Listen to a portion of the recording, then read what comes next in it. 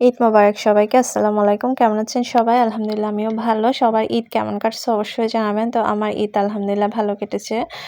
আমার হাসব্যান্ডকে অনেক মিস করলাম যেহেতু উনি ছিল না। তো টুকটাক যা ভিডিও করেছি তা আপনাদের সাথে শেয়ার করছি। আজকে কোরবানি ঈদের দিন সম্পূর্ণ ভিডিও করতে পারিনি। তো আমি রাতে পরোটা অর্ডার করছিলাম সেগুলো নিয়ে আসছে। এরপর আমি সকালে সবকিছু নামিয়ে রাখতেছি যেহেতু মাংস রাখা হবে ওখানে। তারপর এখানে প্লাস্টিক বিছিয়ে দিয়েছি যেহেতু নোংরা হয়ে যাবে। এদিকে আদা, রসুন সবকিছু ব্লেন্ড করে রাতেই রেখেছি, ওগুলো বের করে রেখেছি। তো আমি মাংস ধুয়ে রেখেছি। আর এদিকে মাংস এক পাতিল উঠায়ও দিছি। কিন্তু এগুলো আমি একদমই ভিডিও করতে পারিনি। এবার একদমই কোনো কিছু ভিডিও করতে পারিনি। মানে যা পেরেছি তা আপনাদের সাথে শেয়ার করেছি। তো আরেক পাতিলে মাংস রান্না করার জন্য আমি সবকিছু দিয়ে দিচ্ছি। সেটা আপনাদের সাথে শেয়ার করতেছি। মাংস আমরা হাতে মাখিয়ে দিই কোরবানির মাংসটা।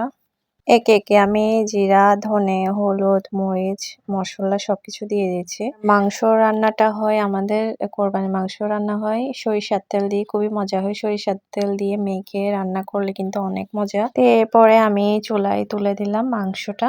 দেখতে পাচ্ছেন হয়ে যাচ্ছে, মাংস নেড়ে দিচ্ছি। মাংস থেকে পানি বের হয়ে যায়। পানি দেওয়ার প্রয়োজন মনে হয় না, হালকা একটু পানি দিয়ে আরকি, বেশি দিই না।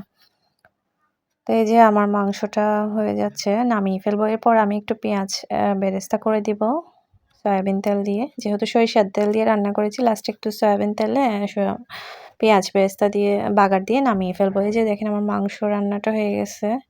২ টা পাতিলে রান্না করছি যেহেতু আত্মীয়-স্বজন সবাইকে দিতে হবে।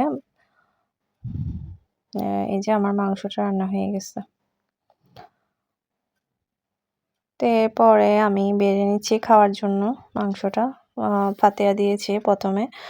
কোরবানির মাংসটা ফাতেয়া দেওয়ার পরেই আমরা খাই।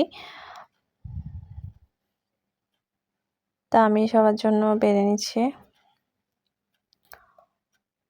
আসলে এবার ঈদটা কিন্তু আমার হাসব্যান্ড ছিল না, অনেক মিস করেছি। উনি থাকলে কিন্তু আমার অনেক হেল্প হয়। এমনি আমার দেবর হেল্প করেছে অনেকে, সবাই হেল্প করছে আমাকে। আমার ভাসুর, আমাদের ফ্যামিলিতে সবাই, আমার ননদরা আমাকে হেল্প করেছে। তো এরপরও তো হাসব্যান্ডকে অনেক মিস করলাম। তো এই যে আমি বেড়ে নিচ্ছি বাচ্চাদেরকে, আমাদের ফ্যামিলির, আমার ভাসুরের দেবরের মেয়েদেরকে বেড়ে দিচ্ছি। তো সবাই আসেনি, কয়েকজন আসছে, ওরা খাচ্ছে আরকি। কেউ ঘুমাচ্ছে, কেউ ছিল না ওরকম। তো যারা ছিল তাদেরকে খাওয়াই দিচ্ছি। মাশাআল্লাহ আমাদের বাড়িতে কিন্তু বাচ্চারা অনেক। তো যারা আসছে তারাই খাচ্ছে, অনেকে আসেনি। ওরা বলছে পরে খাবে। তো ওদেরকে একটু ভিডিও নিয়েছি আরকি।